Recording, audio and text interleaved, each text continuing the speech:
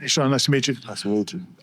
Some of these guys have interviewed you during the recruiting process, but some of us didn't. Could you just tell us a little bit about your background, Florida State's recruitment of you, and why you chose Florida State?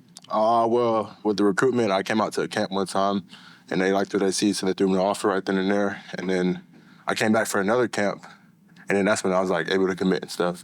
So Atkins recruited me here actually, so I was really close with Atkins and stuff. So and then Malzahn was really the reason I came here, and like I found out they were coming here, so then I was on the way too. Right. Yeah. Following up on that, during that transition process after Coach Atkins left and they hired Coach Malzahn, I guess what was the messaging from Coach Malzahn? What did he say to kind of make you feel comfortable to stick with your commitment? Well, it was really the head coach. Like he was, I was confident on who he was going to bring in. Like, I really didn't know who he was going to bring in until I knew actually, but I was confident he was bringing on somebody. And then when I did finally get into contact with Malzahn, it was just all great. We had great connection. We're just building that connection since I've been here. Sean, we've heard a lot about Coach Hand and his coaching style and the way he's been able to impact you guys. What has your experience been like with him so far, especially following Gus Malzahn? Oh, it's been great. I really didn't know Coach Hand before I came here, so we're just building that connection and everything, and just learning his style of O-line.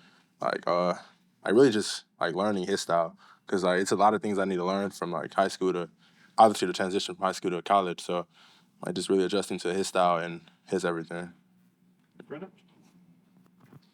What are some personal goals for you this season? I guess either physical development. I guess what are you trying to accomplish in your first year here? Really physically develop. That's a big part of O-line, physically developing. So that's really what I'm focusing on. And then from the football side, expanding my knowledge of football and learning the playbook. And then when I'm finally comfortable, getting better, being a better football player, and learning from the older guys we have in our O-line group. Yeah. Jake, on the right. You played both offensive line and defensive line in high school, and you put up stats there on defense too. What element of defensive play do you now use to anticipate blocks on the offensive line? It's really since I play I understand what they would react to, because really they're reacting to the offensive line play. So I can feel when they're trying to do something, because I also do the same things. Yeah. Learning a new team, there's 100 guys, but even in the position group, there's a lot of dudes in that room. How's it been in terms of just getting to know the other offensive linemen and kind of building those relationships? Man, everything been really smooth. The team welcomed us in with open arms, especially the O-line group. They got to know us pretty early, and everybody's been cool. There hasn't been no problems. Everything's been smooth.